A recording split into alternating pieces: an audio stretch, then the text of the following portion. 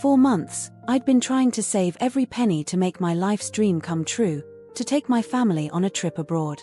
My name is Sophie, and I've been married to Pierre for 10 years. We have a lovely daughter, Amélie, who is 8. Our life hasn't always been easy, especially financially, but we've always managed to get by. It all started one winter evening, when we were watching a travel show on TV. Images of white sand beaches, turquoise waters, and swaying palm trees captivated our attention. Amélie, her eyes shining, turned to us and asked, "Mom, Dad, can we go there one day?" This innocent question triggered something in me. I looked at Pierre, who seemed torn between envy and resignation. I knew that our financial situation didn't allow us to make such a trip on a whim, but the idea had germinated in my mind. The next day, I started researching. I spent hours comparing destinations, prices, and offers. That's when I discovered all-inclusive resorts in the Caribbean. The idea of having everything included, meals, drinks, activities, in one price seemed perfect for us. But the cost was still exorbitant for our budget. So I made a decision: we were going to save for this trip. I drew up a strict savings plan. Every euro counts, I told myself. I started working overtime at my secretarial job. On weekends, I would babysit for the neighbors. Pierre was skeptical at first, but eventually took to it. He found a job as an evening delivery boy. Our sacrifices were many. Gone were the restaurant outings, the impulse purchases, the little daily pleasures. Every time we were tempted to spend, we reminded ourselves of our goal. Amélie, despite her young age, understood and participated in her own way. She even decided to sell her old toys at a local garage sale. As the months went by, our kitty grew slowly but surely. Every time we added money to our vacation fund, it was a small victory. Amélie loved to look at the savings thermometer we'd drawn on a large cardboard box in the kitchen. One evening, as we were counting our savings, Pierre looked at me with a mixture of admiration and excitement. "You know what, Sophie? I think we're going to make it. You were right all along." Those words gave me wings. I redoubled my efforts, constantly looking for ways to reduce our expenses and increase our income.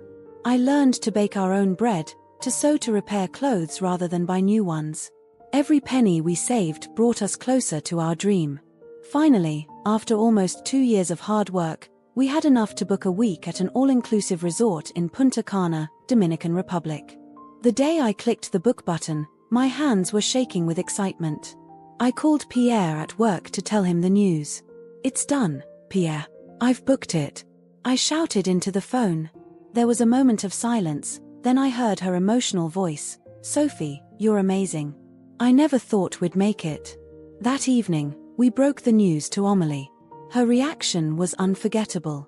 She jumped for joy, hugged us, then ran to her room to start packing, even though departure was still 3 months away. The following weeks were filled with preparations. We had to get passports made, buy bathing suits and sun creams. Amélie insisted we buy her flippers and a diving mask. Pierre, who had always been a little reticent about the idea of traveling, was starting to get enthusiastic. He spent his evenings reading travel guides, planning our activities on the spot. As the date approached, the excitement mounted. Amélie scratched the days off the calendar every morning. It was all she talked about at school, telling her friends and teachers that she would soon be seeing dolphins and swimming in a turquoise sea. On the eve of departure, as I finished packing, I had a moment's pause. I sat on the bed, looking around. Our modest little house, our furniture a little worn, our clothes neatly folded into suitcases. I realized how hard we'd worked for this moment. Tears of pride welled up in my eyes. Pierre came into the room just then. He sat down next to me and took my hand. "What are you thinking about?" he asked me softly. "About how far we've come," I replied. "Remember when we thought it was impossible?" He smiled and kissed me tenderly. "It's all thanks to you, Sophie. Your determination has brought us this far." That night, we went to bed early, knowing we had to get up at dawn to catch our flight. I could hardly sleep, too excited about what lay ahead. Our dream was finally coming true. Tomorrow, we'd be on our way to paradise, a week away from our everyday worries, a week to create unforgettable memories as a family. As I finally closed my eyes, lulled by Pierre's steady breathing beside me, I couldn't help but smile. We'd done it. Despite the obstacles, despite the doubts, we had turned a dream into reality. And that, more than the destination itself, was the real victory. The long-awaited day had finally arrived. Our suitcases were ready, lined up in the hallway like soldiers at attention. The excitement was palpable in the air. Amélie was jumping up and down, unable to contain her joy. Pierre checked the travel documents one last time. As for me, I was making sure we hadn't forgotten anything. Then I heard the sound of a car pulling up in front of our house. I ignored it, thinking it was probably a neighbor.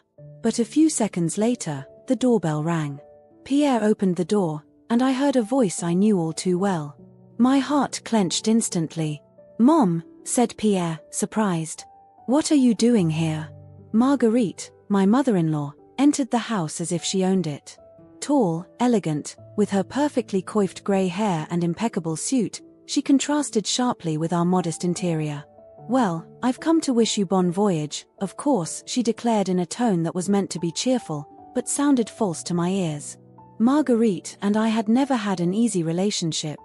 Right from the start, she made it clear that she felt I was unworthy of her son. Coming from a wealthy family, she had never accepted Pierre's marriage to a simple secretary of modest origin. "Hello, Marguerite," I said, trying to keep my tone polite. "It's a surprise to see you here." She barely looked at me, concentrating instead on Amélie, who had just thrown herself into her arms. "My darling, how you've grown. You must be so excited about this trip." While Amélie babbled happily about the beach and the dolphins, I exchanged a worried glance with Pierre. He shrugged, looking just as puzzled as I was. Marguerite began inspecting our suitcases, frowning. "Really, Pierre, you're going to wear those old shirts to a luxury resort?" She sighed dramatically. "I should have bought you some new clothes." I gritted my teeth, feeling the anger rise in me. These old shirts were perfectly fine, and we'd worked hard to afford this trip. "Our clothes are fine, Marguerite," I said, trying to keep my composure. "We're not going to a fashion show." She gave me a condescending look. "Oh, my dear Sophie, you don't understand. In these places, looks are everything." I took a deep breath, reminding myself that we were leaving soon and I didn't want to spoil the moment. But Marguerite wasn't finished. "By the way," she said, turning to Pierre, "how did you afford such a trip? I hope you didn't do anything foolish." The room fell silent. Pierre opened his mouth to reply, but I took the lead. "We've been saving for months, Marguerite. Every penny. We worked hard for this trip." She laughed, a sound that made me shiver. "Oh, my poor Sophie. Do you really think saving a few pennies on your secretary's salary can pay for a trip to the Caribbean?" I felt the rage welling up inside me. All those years of derogatory remarks, scornful glances, comments about my level were suddenly exploding. "Listen to me, Marguerite," I said, my voice trembling with restrained anger. "We've worked hard for this trip. We've made sacrifices you can't even imagine. So yes, we're going to the Caribbean, and we deserve it." Marguerite seemed shocked by my outburst. She turned to Pierre, seeking his support. "Pierre, can you hear how she's talking to me?" Pierre, uncomfortable, tried to calm things down. "Mom, Sophie's right. We've put a lot of work into this trip. It's important to us." But Marguerite wasn't listening. She started going through our suitcases, criticizing every item she pulled out. "Those cheap swimsuits. Those beach dresses. My God, Pierre, you can't wear that." I tried to stop her, but she pushed me away. That's when she found our passports. "Ah, here are the important documents," she said, leafing through them. Suddenly, she stopped on mine. "Sophie, your photo is horrible. You look like a criminal." That was the last straw. I reached out to take my passport back, but Marguerite pulled it away from me. "Give it back, Marguerite," I said, my voice dangerously low. "You can't travel with it," she insisted. "It's embarrassing." What happened next unfolded as if in slow motion. Marguerite backed up to the French window that opened onto our little garden. She opened it and, before I could react, threw my passport onto the barbecue, still hot from the night before. I screamed in horror as the flames licked the document clean. Pierre rushed outside to try and save it, but it was too late. My passport was a pile of ashes. The silence that followed was deafening. Amélie, who had witnessed the whole scene, began to cry softly. Pierre looked alternately at his mother and at me, looking completely lost. Marguerite, realizing what she'd just done, at least had the decency to look shocked by her own actions. I don't know what came over me, she stammered. But the damage was done. Without a passport, I could no longer travel. Our months of savings, our dreams, all went up in smoke with that document. Get out, I said, my voice barely audible. Sophie, I'm sorry, I didn't mean to. Get out. I yelled this time, startling everyone. Pierre gently pushed his mother toward the door. Mom, I think you should leave now. We'll talk later. Once Marguerite had left, a heavy silence fell over the house. Amélie was still crying softly, Pierre seemed lost in thought, and I was devastated. What are we going to do now? Asked Pierre after a long moment. I shook my head, unable to answer. All those savings, all those sacrifices, to come to this. It was too unfair. We can't cancel the trip, Pierre continued. We'd lose all the money. It was then that I saw a gleam in his eye, an idea taking shape. And I knew, even before he said it, what he was going to propose. What if my mother took your place? He said softly. Just this once. We could use the money from your ticket refund to get a new passport made in a hurry, and you could join us later. I thought I was going to faint. My own husband was suggesting that his mother, the one who just destroyed my passport, take my place on the trip I'd planned and worked so hard for. You're joking, I hope, said I, my voice trembling with anger and disappointment. But Pierre seemed serious. Sophie, think about it. It's the only way we won't lose all our money. Besides, it would be nice for Amélie to have her grandmother with her. I looked at our daughter, who had stopped crying and was listening attentively. She seemed torn between the excitement of going on a trip and the sadness of leaving me behind. At that moment, I realized that I no longer recognized the man I had married. How could he consider leaving without me, with his mother who had just pulled a stunt like that? The day that was supposed to be the beginning of our dream had turned into a nightmare. And what's worse, I had a feeling that this was just the beginning of a long series of problems. The hours that followed the burnt passport incident were a whirlwind of intense emotions. I sat on the sofa, my eyes fixed on the ashes of my passport that Pierre had retrieved and placed on the coffee table. Every time I looked at them, I felt a wave of nausea sweep over me. Pierre was pacing back and forth in the living room, his phone to his ear. He spoke in a low voice, but I could hear snatches of his conversation. He was talking to his mother, Marguerite. Yes, Mom. No, I understand. Of course, it wasn't intentional. Every word was like a stab in my heart.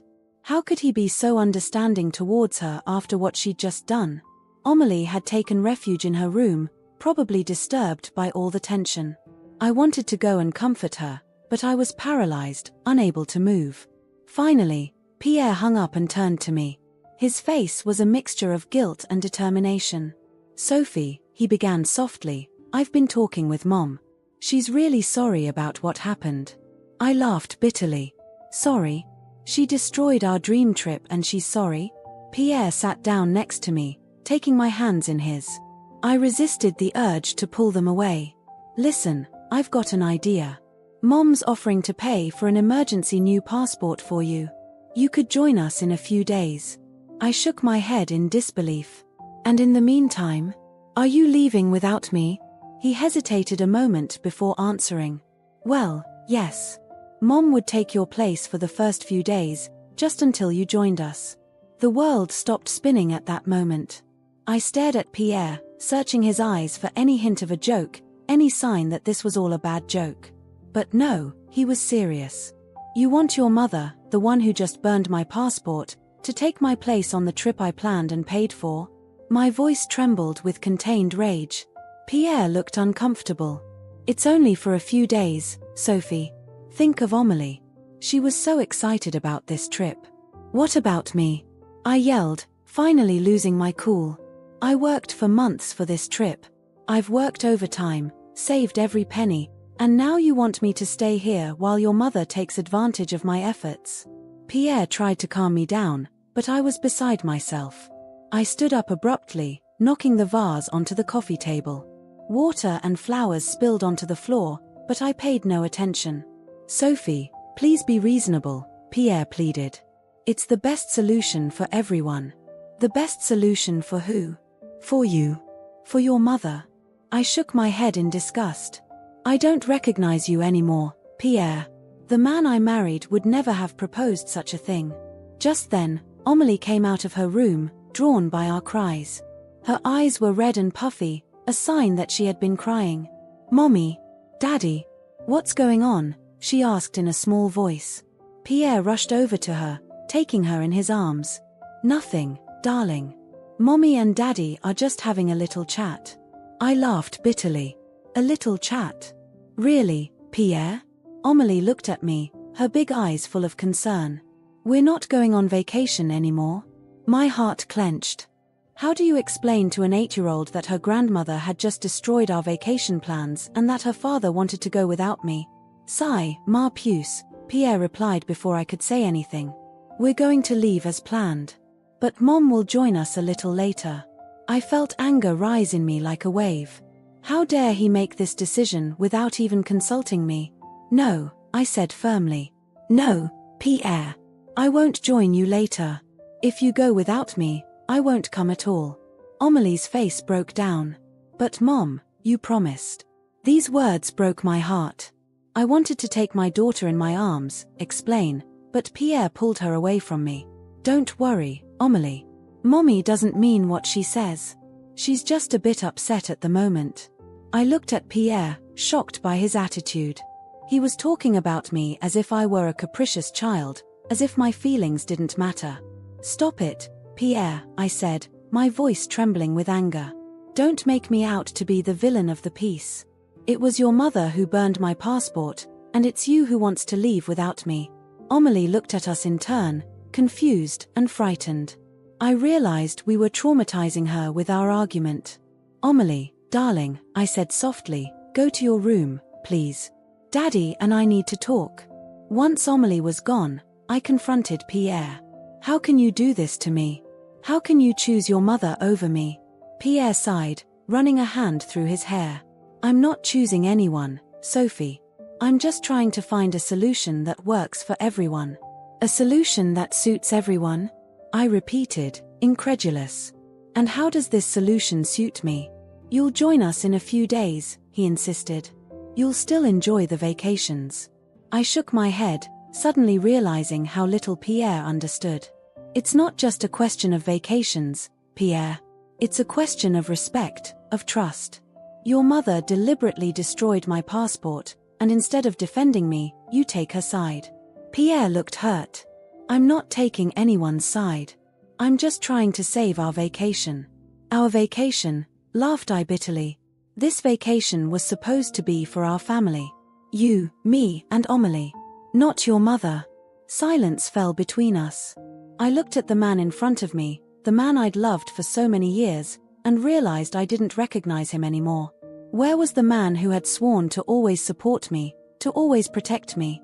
If you're going away with your mother, I said softly, don't expect me to be here when you come back. Pierre's eyes widened in surprise. You can't be serious, Sophie. I've never been more serious in my life, I replied. You have to choose, Pierre. Me or your mother? Pierre looked torn, looking alternately at Amélie's bedroom door and at me. Finally, he took a deep breath.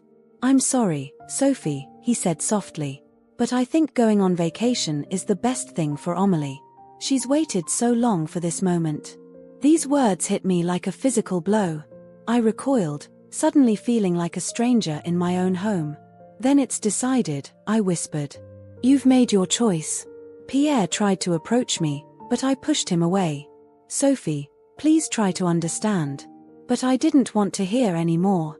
I turned and walked out of the house, ignoring Pierre's calls behind me. I needed air, I needed to think, I needed to understand how my life could have changed so quickly. As I walked down the street, tears streaming freely down my cheeks, I realized that it wasn't just my dream vacation that had just gone up in smoke. It was also my marriage, my confidence, and a part of myself. The next morning, I woke up with an empty feeling in my chest. I'd spent the night on the sofa, unable to sleep in the same bed as Pierre after what had happened. The first rays of sunlight filtered through the curtains, illuminating the room with a soft glow that contrasted cruelly with the pain I was feeling. I could hear muffled noises coming from the bedroom. Pierre was already up, probably finishing packing. The reality of the situation hit me hard. They really were going to leave without me. Slowly, I got up and made my way to the kitchen. I needed a coffee, something to give me the strength to face this day. Just as I was getting the pot ready, I heard Amelie's bedroom door open. "Mom!" Her small, hesitant voice made me turn around. Amelie was standing there in her favorite pajamas, her hair a mess and her eyes still bulging with sleep. My heart sank when I saw her. How was I going to explain the situation to her? "Good morning, darling," I said softly, trying to keep my voice steady. "Would you like some breakfast?" She nodded, climbing into a chair in the kitchen. As I prepared her favorite cereal, I felt her gaze weigh on me. "Mom, you're still coming with us on vacation, right?" she finally asked, her voice full of hope. I closed my eyes for a moment, feeling the tears welling up. How could I break her heart? "Amelie, sweetie," I began, sitting down next to her. "There's been a little problem with my passport. I won't be able to leave with you today." Her eyes immediately filled with tears. "But you promised. You said we'd all go together to see the dolphins." "I know, sweetie, I know," I whispered, taking her in my arms. "I'm so sorry. But you're still going with Dad and Grandma. You'll have fun, I'm sure." "I don't want to go without you," she sobbed against my shoulder. Just then, Pierre came into the kitchen. He froze when he saw us, Amelie in tears in my arms. "What's going on?" he asked, approaching us. "I was explaining to Amelie that I couldn't go with you," I replied, unable to hide the bitterness in my voice. Pierre sighed, kneeling beside Amelie. "Sweetie, listen to me. Mommy will be joining us in a few days, okay? This is just a little setback." I gritted my teeth, holding back the harsh words that threatened to come out.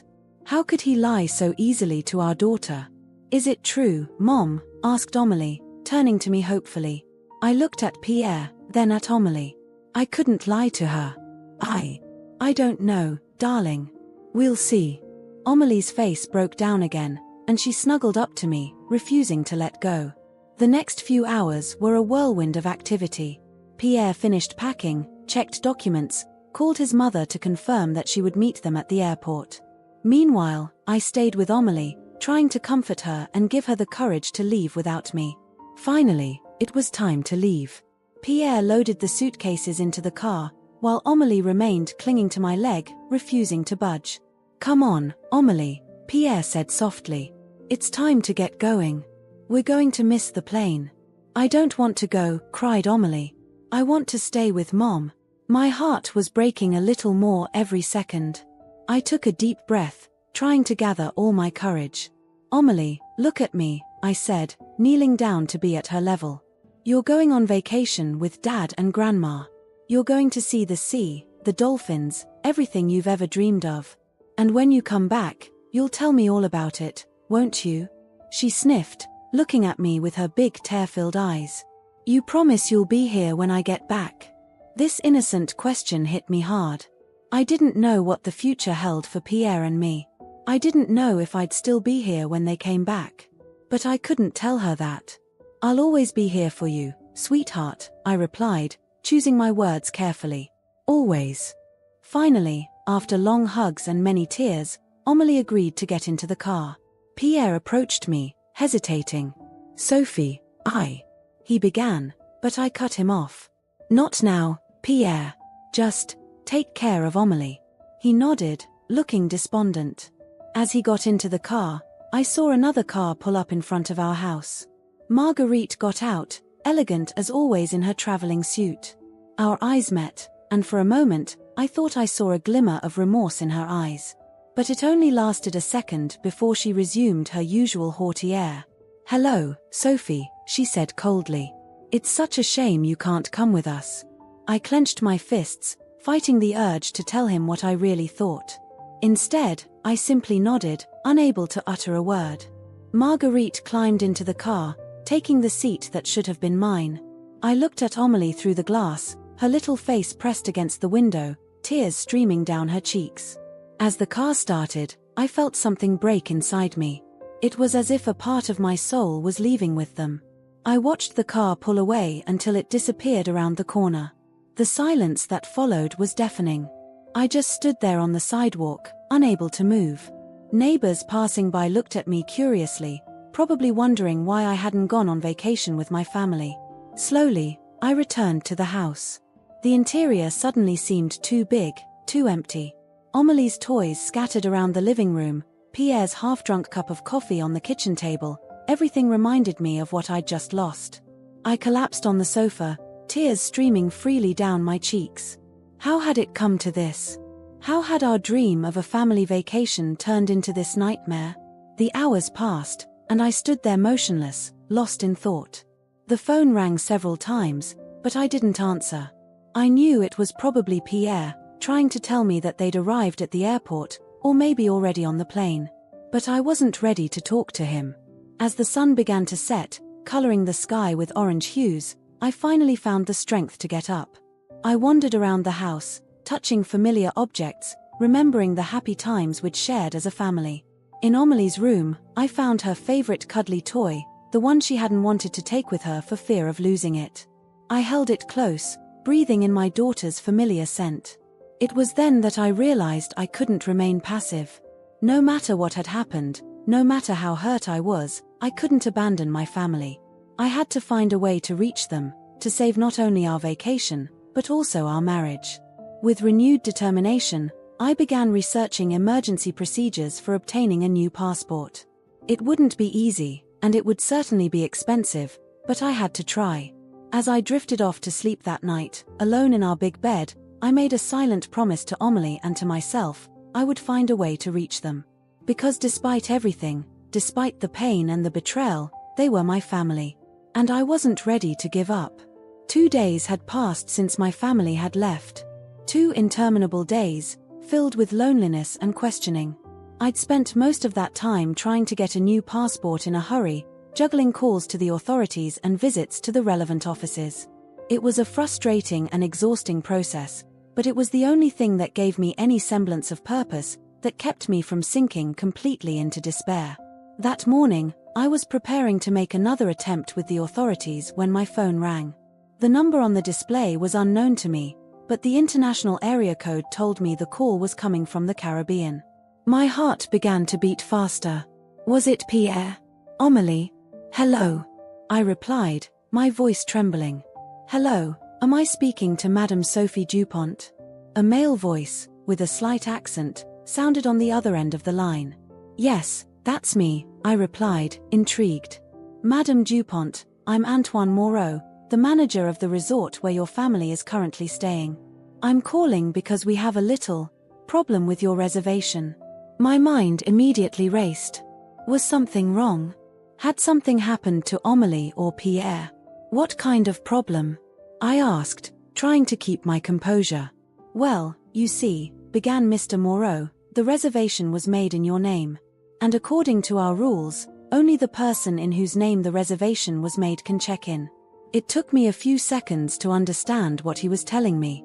You mean, they couldn't get into the resort? That's correct, Your husband tried to explain the situation, but our rules are very strict when it comes to security. We can't make exceptions, even in unusual circumstances.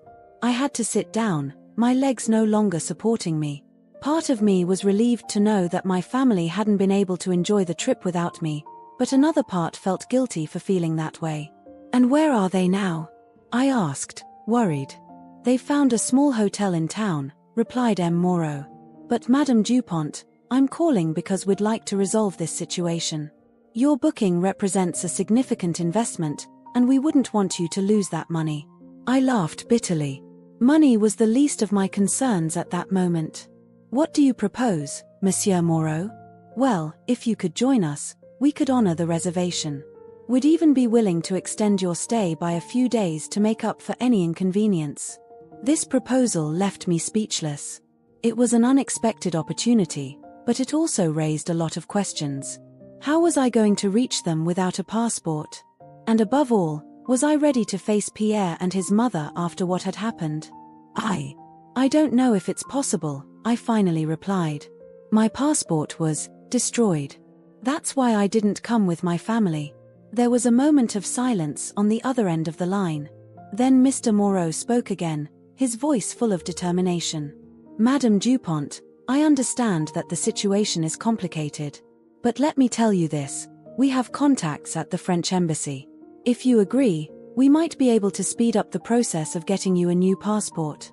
My heart raced. Was it really possible? Could I really hope to join them? Would you do that? I asked, not daring to believe it. Of course, replied Mr. Moreau. We take customer satisfaction very seriously. And I must confess that your story touched me. No one should be deprived of a family vacation because of a family diplomatic incident. I laughed in spite of myself at his description of the situation. It was more than just an incident, but his choice of words made me feel better. Okay, I said after a moment's thought. What should I do? The next few hours were a whirlwind of activity. Mr. Moreau kept his word and contacted the embassy. Thanks to his connections, I was able to get an emergency appointment for the following morning. I spent the rest of the day gathering all the necessary documents, my mind oscillating between excitement and apprehension. That evening, as I was packing my suitcase, my phone rang again. This time, it was Pierre. Sophie.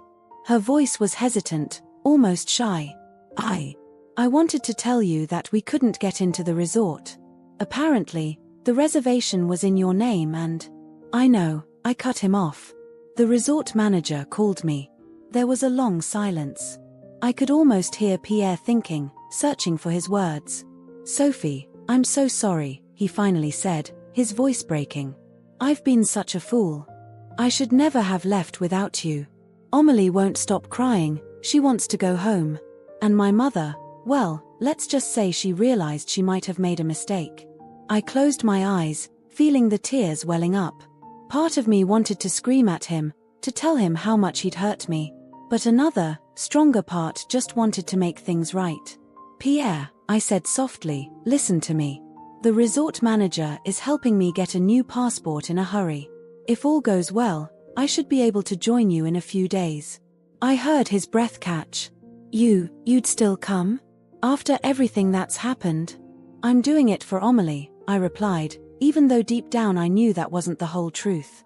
She deserves this vacation. We all deserve it. Oh, Sophie, Pierre murmured, and I could hear the relief and gratitude in his voice. I promise things will be different when you arrive.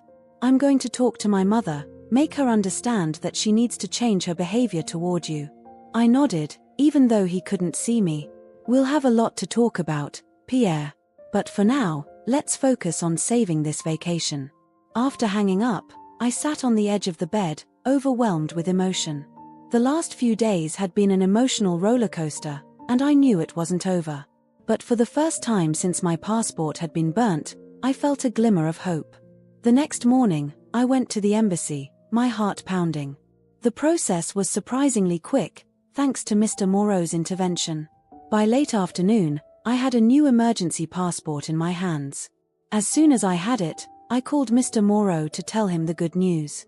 He immediately made my travel arrangements, booking a flight for the next morning. That night, as I lay in bed, I thought about everything that had happened. Pierre's betrayal, my mother-in-law's wickedness, the pain of seeing my family leave without me, but also the unexpected hope brought by this call from the resort, the possibility of saving not only our vacation, but perhaps our family too. I knew the road ahead would be difficult.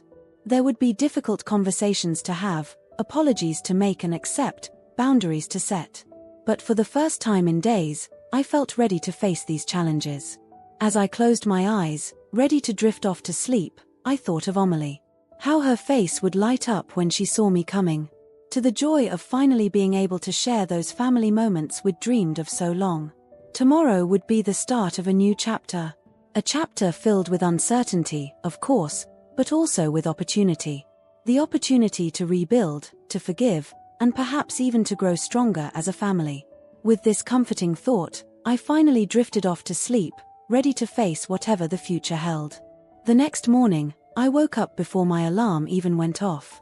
Excitement and apprehension mixed in my mind as I prepared for my trip. My new passport was neatly tucked away in my handbag, a constant reminder of all that had happened and what lay ahead. As I closed my suitcase, my phone vibrated. It was a message from Pierre. Bon voyage.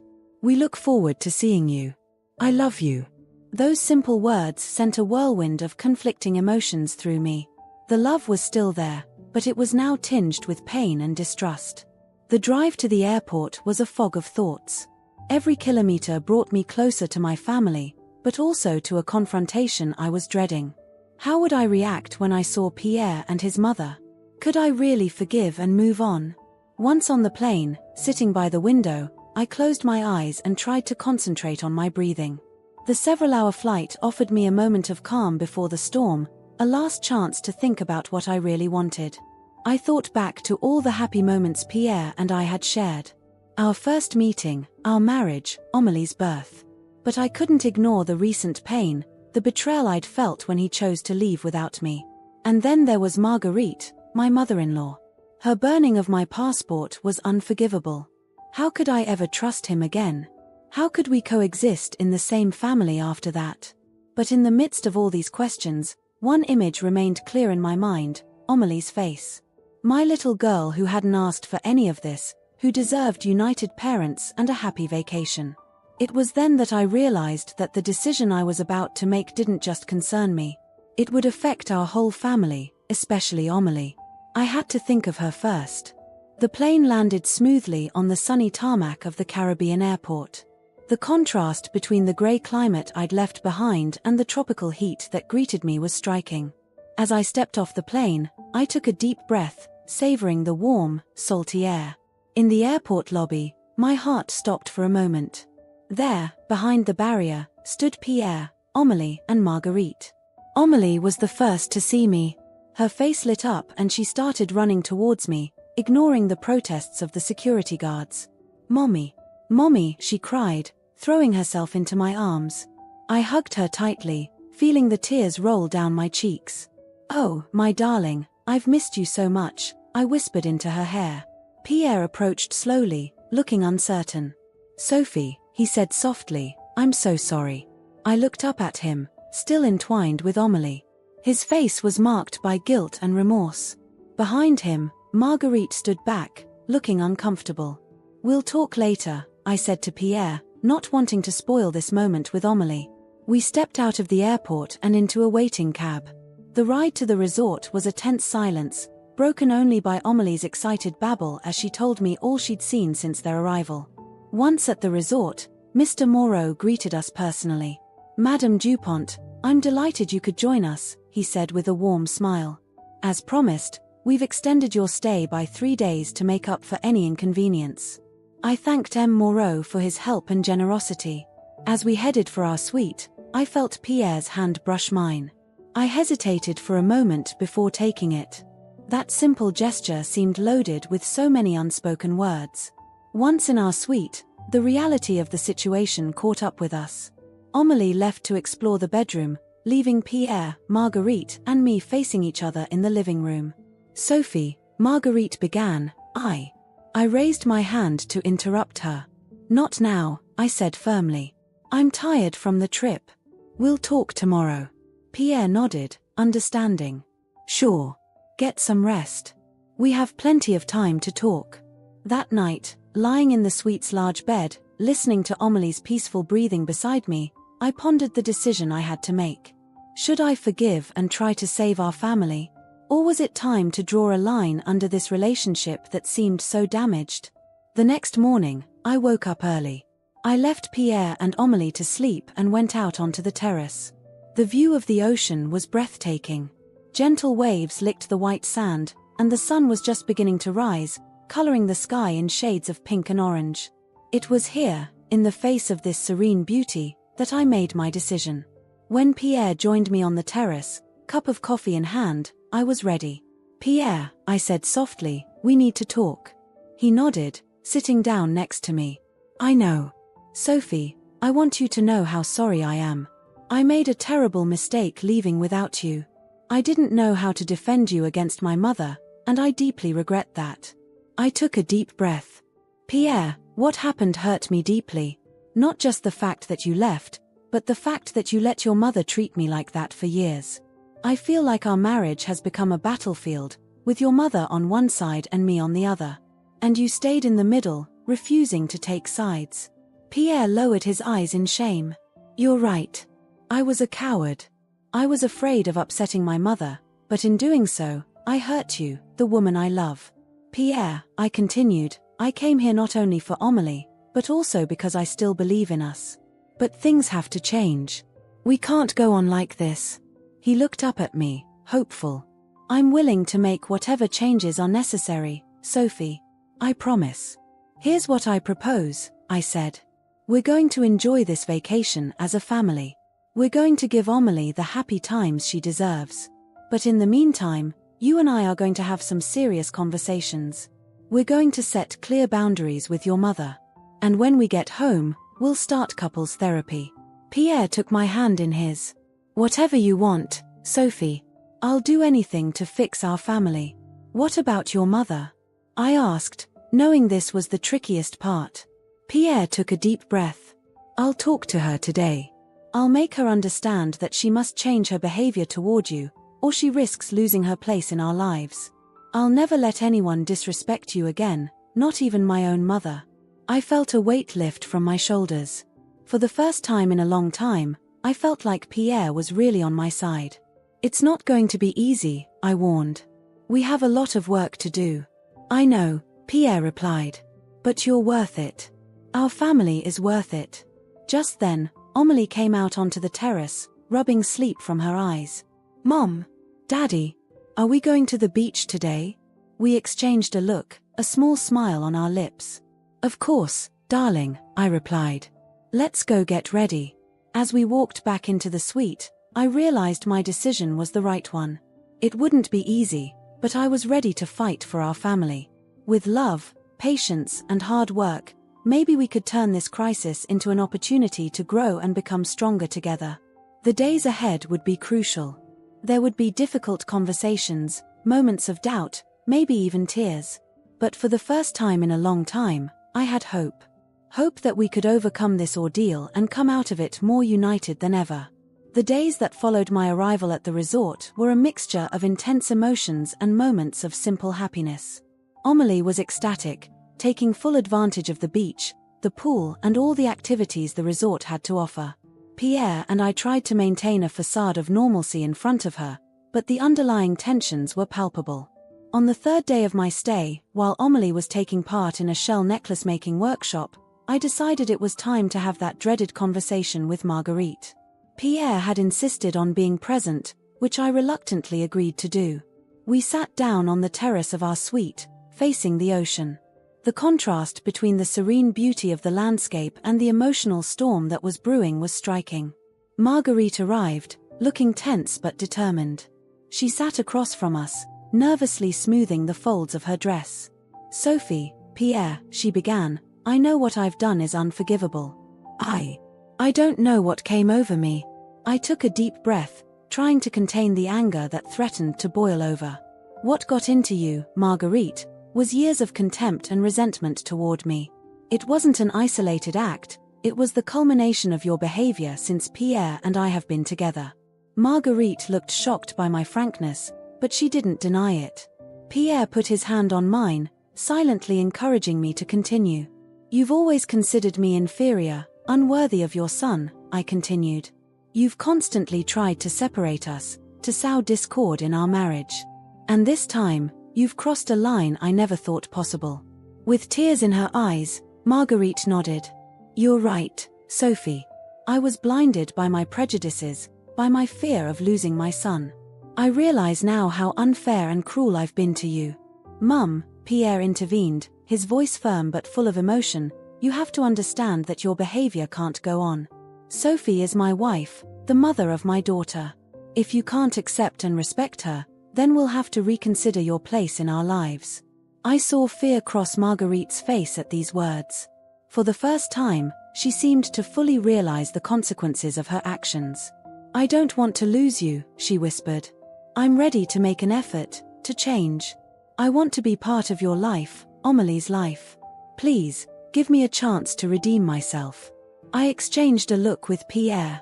We had discussed the possibility, what we would do if Marguerite showed signs of sincere remorse.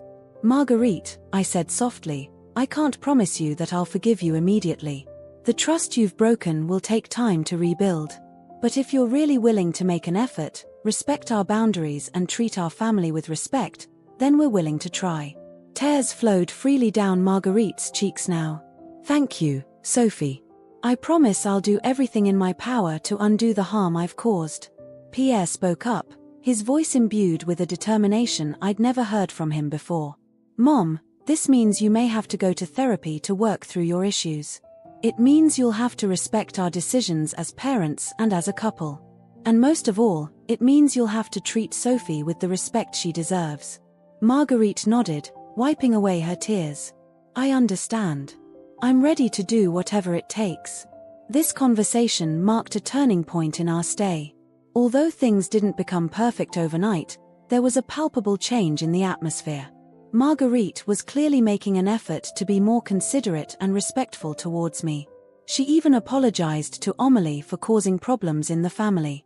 The next few days were spent making the most of our family vacation. We swam with dolphins, as Amélie had so dreamed of doing. We snorkeled, discovering the wonders of the underwater world. In the evenings, we all had dinner together, including Marguerite, and for the first time I felt that we were truly a united family. One evening, as Amélie slept peacefully and Marguerite retired to her room, Pierre and I took a moonlit walk on the beach. The sound of the waves and the gentle breeze created an almost magical atmosphere. Sophie, Pierre said, stopping to face me, I wanted to thank you. Thank me? I asked, surprised. Yes, for not giving up. For having the courage to come here despite everything that's happened.